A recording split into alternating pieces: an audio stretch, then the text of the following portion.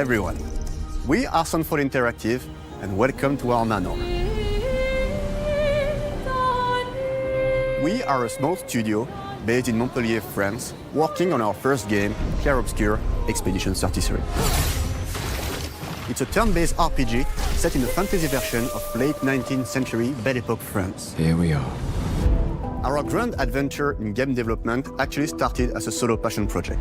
I wanted to create something like the JRPGs with turn-based combat I grew up with and loved, but that fully leveraged the latest tech, refreshed the genre with new features, and took place in a compelling world. I knew I needed help to realize my dream. First, I turned to a programmer I knew would get it. Guillaume and I started trading ideas right away, and that quickly turned into trading files back and forth. Soon, I was creating the first prototypes of the reactive turn-based system, combining real-time offense and defense elements, and a cinematic battle camera system.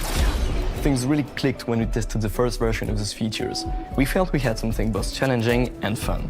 As Tom and I went back and forth and iterated on game elements, a vision started to come together, and I shared it with an old friend from university.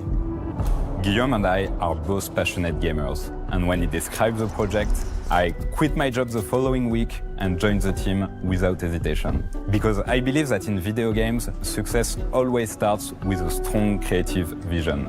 And we had that, defined by 3 core elements. A story with great emotional depth, gameplay that innovates on the classics we love, and a world that is completely original, beautiful, and immersive. We founded Sunfall Interactive on these tenets. A group of friends with a shared vision and the drive to make something great. This too is your legacy. Core to every great RPG is a compelling story. And Guillaume and I spent 4 years intensively developing and refining ours. And that started with the hook.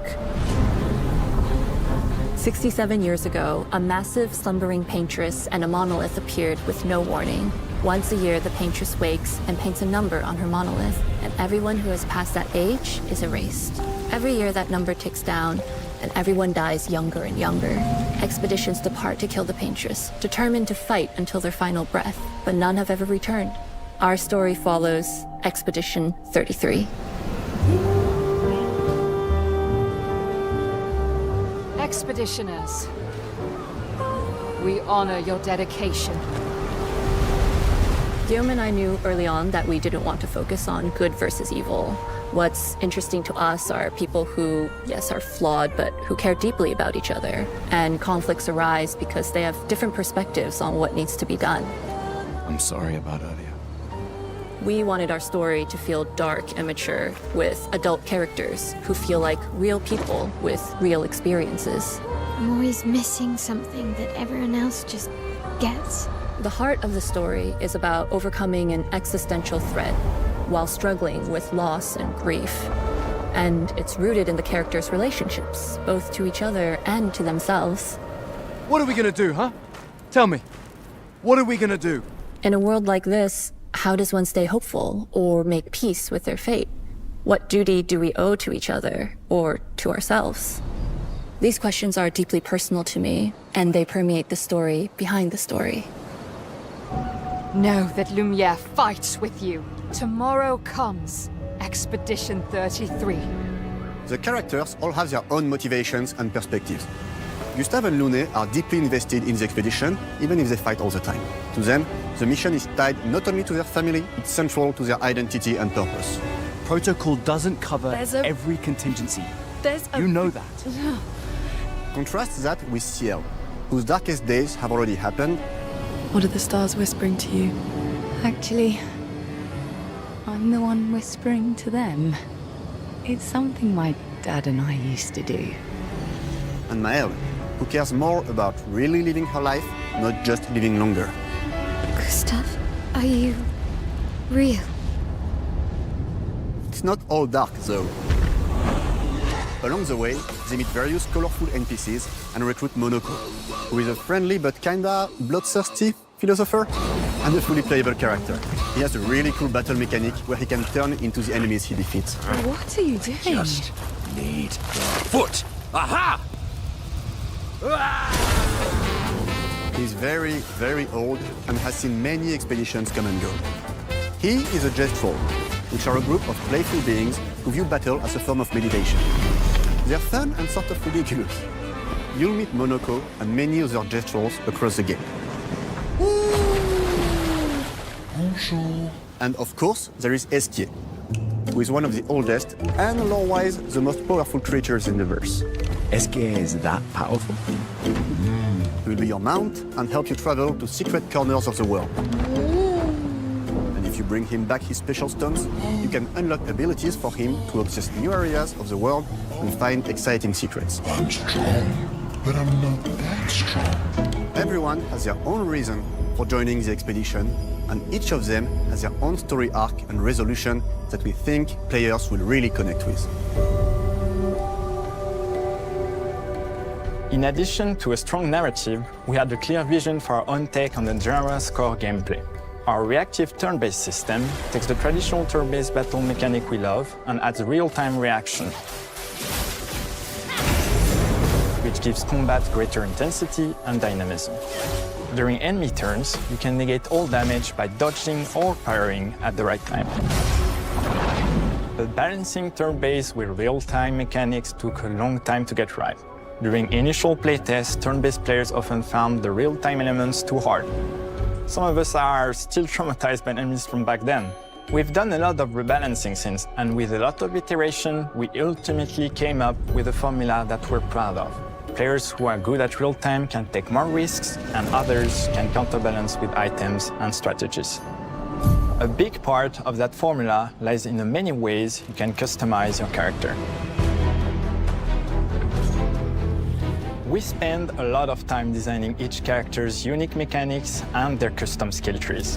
Our philosophy is making every type of playstyle viable so that everyone can have fun with how they play the game. Each character has a unique mechanic. Melee switches between stances which can ultimately boost defense or power. I personally like to make Mel the protector of the group, but I'm pretty much the only one at the studio who plays her that way.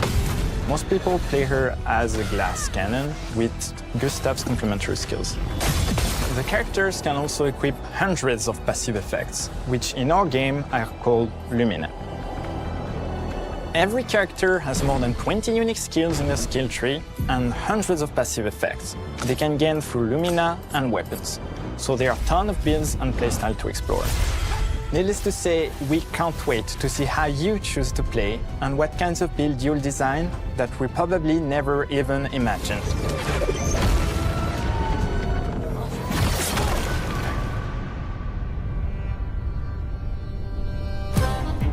Our story is set in the French fantasy world, and I was really excited to design something unique. Every level has its own color and texture identity. For example, the Gestral Village is an early area in the game where players can enjoy a fun break. We wanted something that feels chaotic, grungy, and toy-like. It's basically a bazaar. Everything's disorganized, chaos everywhere, huts are unsafe, built without much thought. It's a place where anyone could fight you at any point, which is pretty much what the Gestrals are like.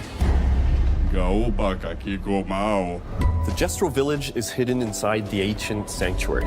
The ideas here were forest, labyrinth, and sentinels. I designed it as a vibrant place, like an old graveyard of Gestrals, or forgotten wooden toys in a box, with two main colors, red and white.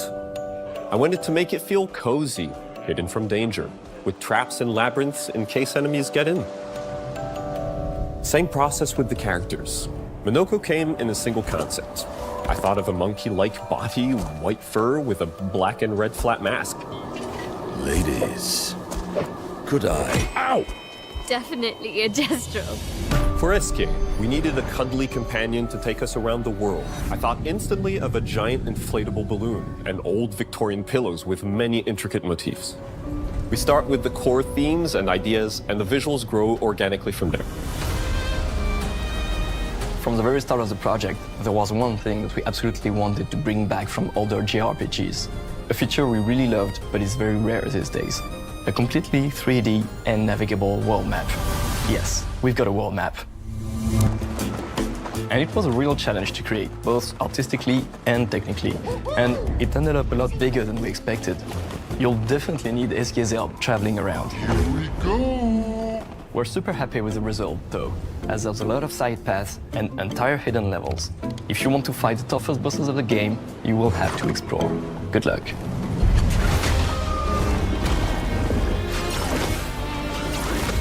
We've poured our hearts and souls into this game for the past 4 years. That's why we're delighted to announce that Expedition 33 launches on April 24th on Xbox Series X and S and is available day one with Xbox Game Pass. You can already wishlist the game and follow us for more info. We are super excited to invite you into the world of Expedition 33. We are a small, passionate team, it's our debut game, and we can't wait for you to discover our story, our world, and our take on the turn-based genre. On behalf of everyone at Sunfall, thank you for joining us. Tomorrow comes. Demain viendra. Tomorrow comes. Demain viendra. Demain viendra. Tomorrow comes.